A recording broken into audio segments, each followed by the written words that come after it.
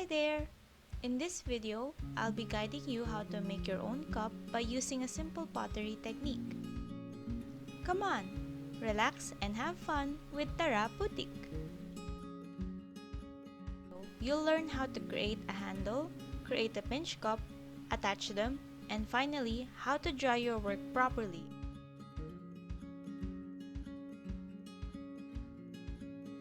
The tools you'll need are listed on the screen. Make sure to have them ready before you proceed.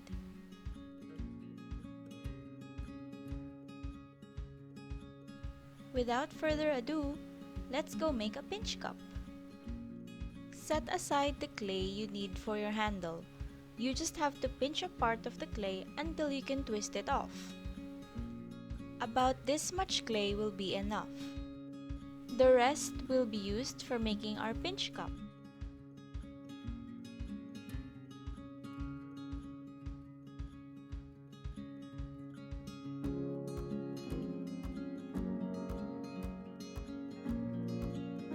To make the handle, we have to get rid of the deep grooves in the clay. Make sure to compress the clay in an elongated shape.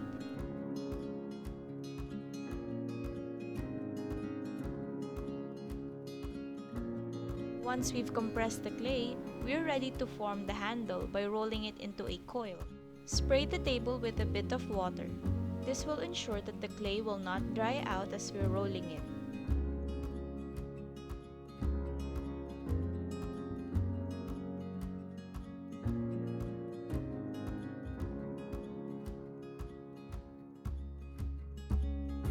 Roll the coil in a longer distance. This will help in making the coil even all around. Your fingers should spread as you roll. It will help you apply the right amount of pressure on the coil, just enough so that it gets compressed under the weight of your hand. The thickness of your coil should be about ½ inch. Stop rolling once it reaches that thickness. Since our coil is cylindrical in shape, we have to slam it on the table to flatten it a little bit. Do the same on the other side. Having the coil flat like this will make the handle easier to hold later on. Spray a little water on your hands so you can smoothen out the edges of the handle. This will ensure that our handle is ergonomic once we attach it.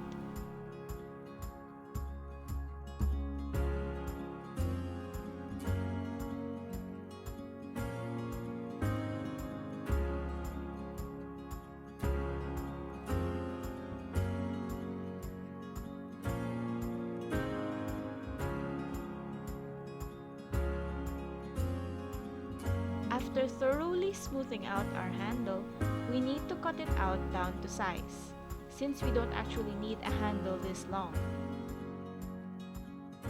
We should be left with a flattened coil that's 4 inches in length more or less. Don't worry if it's not exact.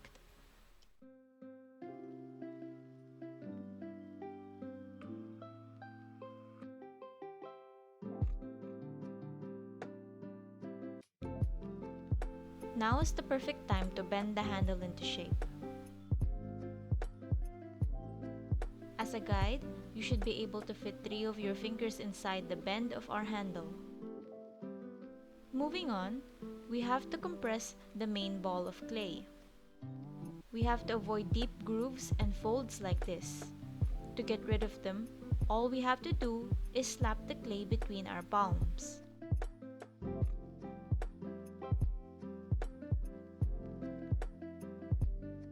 Continue compressing the clay until it is smooth all over and the grooves are flattened down.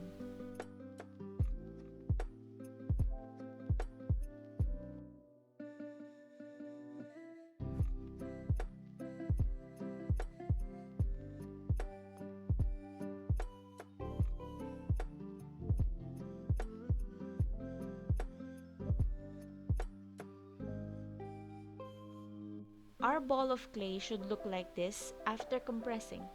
No more grooves and smooth all around. Compressing the clay helps in getting rid of air pockets that may still be inside the clay. Air pockets may cause problems later on when we're working with the clay. At worst, it may cause our pinch cup to crack or break during the drying process. Place your handle aside to dry and harden up a little bit. It will be easier to attach once it's gotten its initial strength. Finally, it's time to work on our pinch cup. First, find the center of the ball and dig a small dimple at that spot. This will be our guide in where to pinch.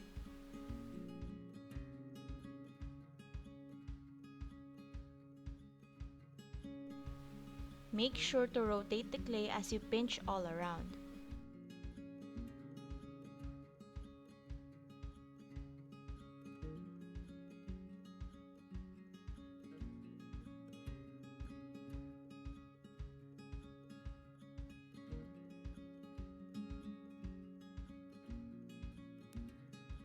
Right now, my thumb is buried up until the first bend of my finger. This will be my guide in keeping the wall thickness even all throughout. This will be a guide so we don't puncture too deep inside the opening of the clay. It also ensures that we don't have a hole at the bottom of our cup. We are not able to see how thick the walls are, but we're able to feel it. To demonstrate, this is a cross-section view of what our pinch cup looks like. The walls and the base are even in thickness all around.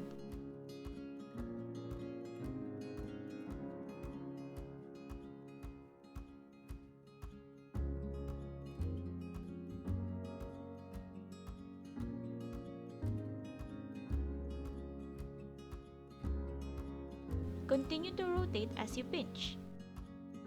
Keep in mind that as you pinch, you also have 4 fingers on the outside of your cup. They will receive the pressure that your thumb gives when pinching and will expand the cup further.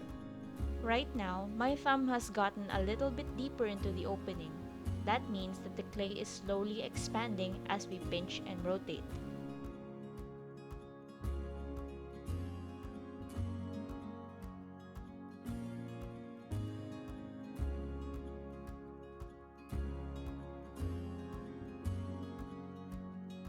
Don't forget to also pinch the top parts of the cup. This will keep the walls even in thickness all around.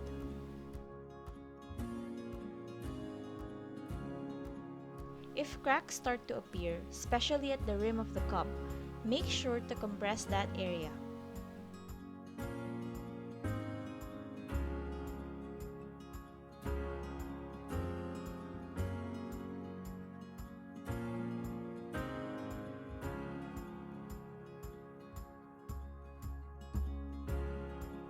At this stage, the pinch cup might be getting a little too big for you to hold.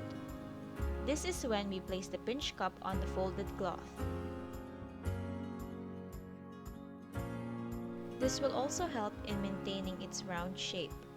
The more we hold the cup, the more it is likely to get distorted. So instead of rotating and turning the clay itself, which might cause uneven walls distortion, we'll use the cloth to rotate the clay instead.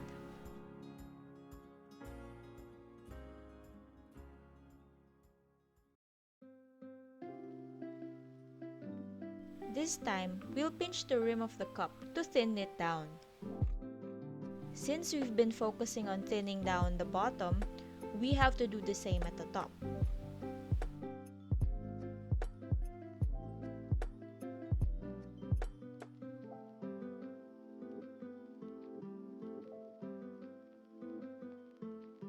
Once that's done, now we're left with the bottom portion being thicker again. We just have to even it out by bringing clay from the bottom to the top using a sliding motion upwards.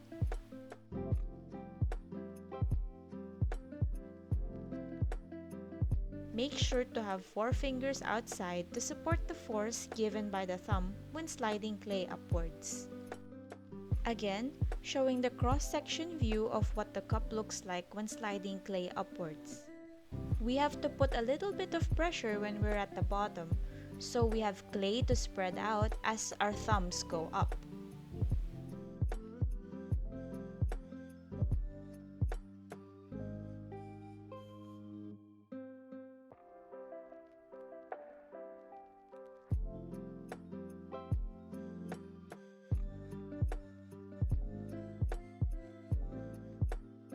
Spray water only when the clay starts to stick on your fingers.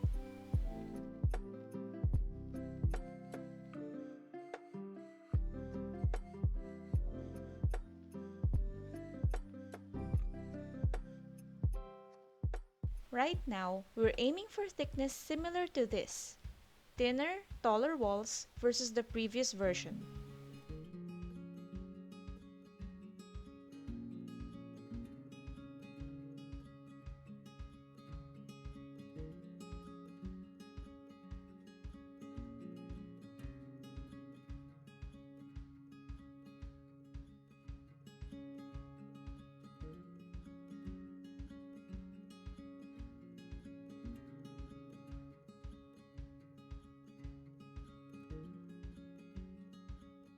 Keep the clay moist and pliable, but not dripping wet.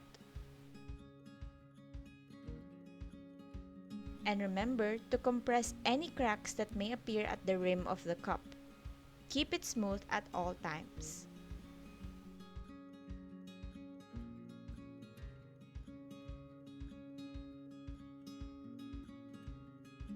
Continue to rotate and pinch. The goal is to make the pinch cup taller and a little bit wider.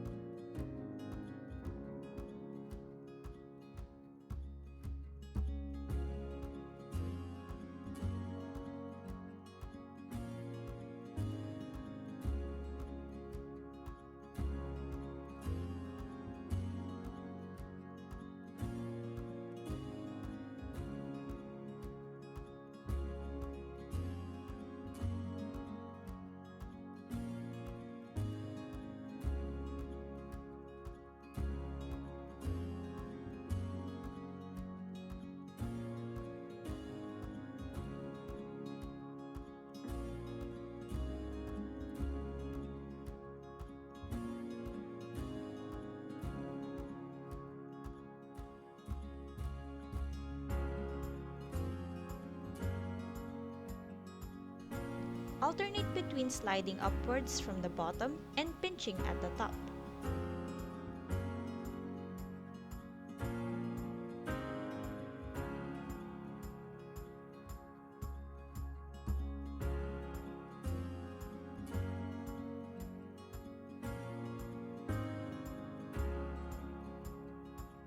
The goal is to make the walls 1/4 inch thick, something similar to this.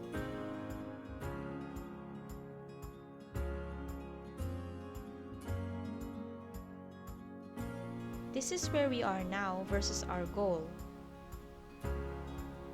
Just continue alternating the sliding motion and the pinching to get to the goal. Here we have the base of our pinch cup. It's flat because it takes the shape of the table as we slide and compress the clay. Take extra care not to make the base too thin. Another goal is to have taller, lighter walls, so the cup itself is not heavy, especially when there's already liquid inside.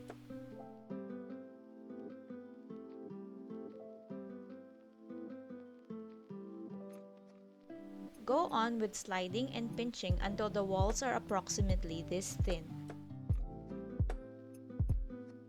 Remember to rotate the cup as you either pinch or slide up. So, whenever you alter the cup, you must do it on all sides. This ensures the cup has even walls on all sides.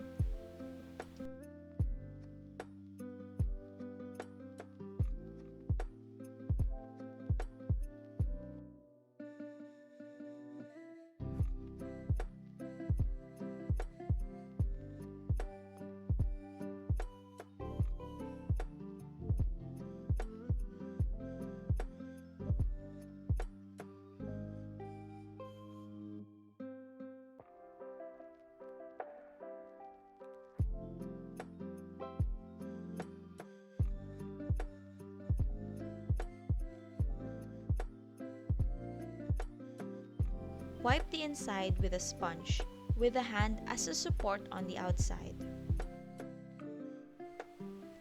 Remember that handle we made at the beginning? By now, it should have hardened up a little.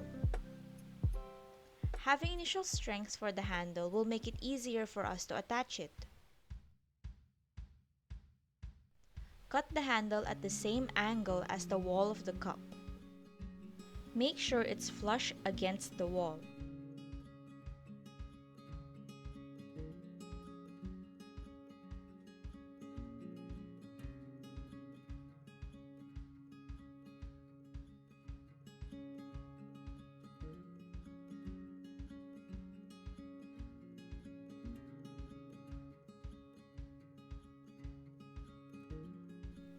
Using the pin tool, mark a rough outline of where the handle meets the wall of the cup.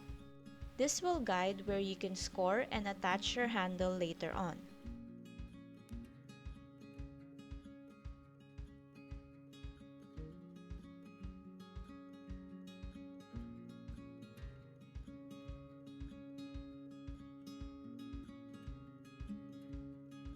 It's important to score or distress the clay because if there's no teeth for the clay to hold on to, the handle will just fall off.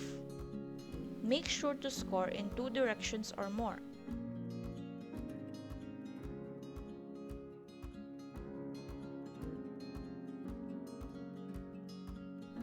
Make the score marks deep, but make sure to be careful when scoring the soft body of the cup.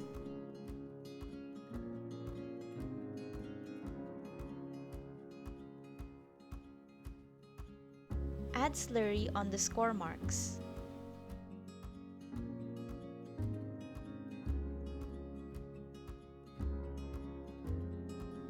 Slurry is watered down clay. It's also called potter's glue.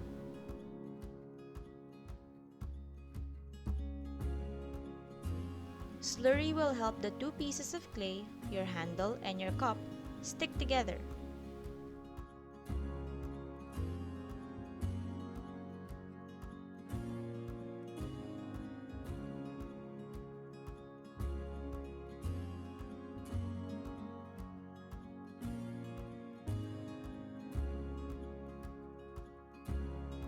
When attaching 2 pieces of clay together, you will have to compress hard, so having a support for the softer clay will help it retain its shape. Make sure to compress the 2 pieces well. Do the same for the bottom of the handle too.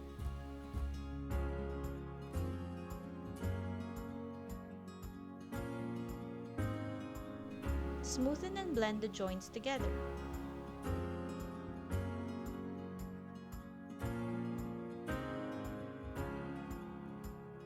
The joints of your handle and cup should also be well compressed.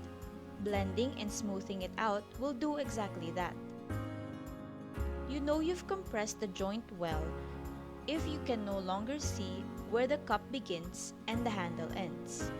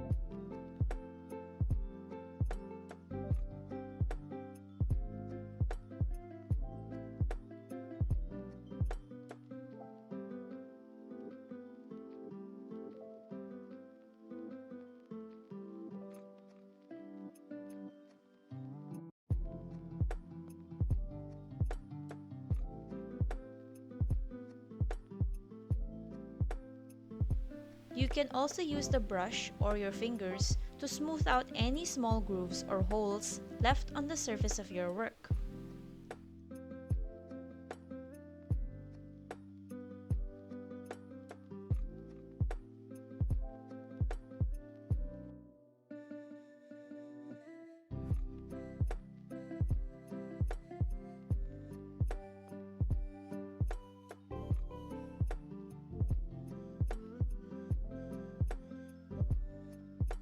At this stage, our cup is way softer than our handle. It's very pliable and it can still warp or distort. Meanwhile, our handle is a little more stiff. That's because it's had more time to dry while we were making our pinch cup. If we were to bend or move it similar to the cup, it would crack or break. These two pieces of clay need to equalize in moisture in order for them not to crack at the joints. To have their moisture equalized, we should put them in an enclosed environment.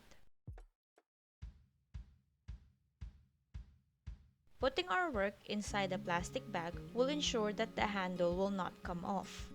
Clay drying too quickly can be a cause of cracking, especially on the joints.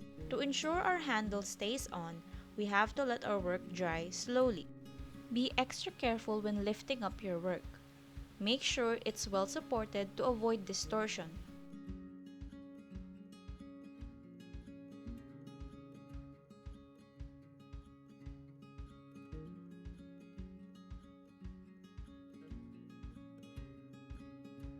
Leave ample room inside the bag. Wrapping up your work too tightly can also cause the soft cup to distort. So, make sure to wrap the cup a little loosely.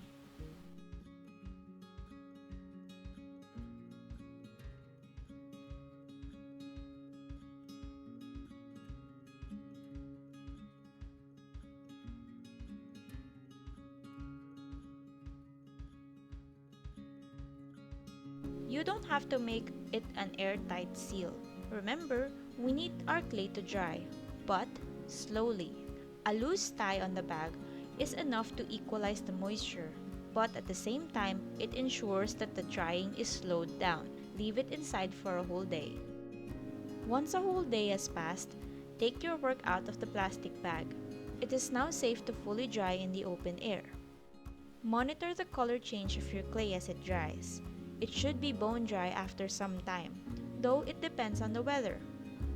Most clays get bone dry in a lighter color, like this one. Once your clay has become bone dry like this, you can have your works fired at the same studio where you bought your clay. Most studios that sell clay also have firing and glazing available, so make sure to ask your studio about their services. Your cup as it is now cannot be used yet. If you put liquids into this, it will just melt back into clay. So, make sure to have your work fired and glazed before you actually use them.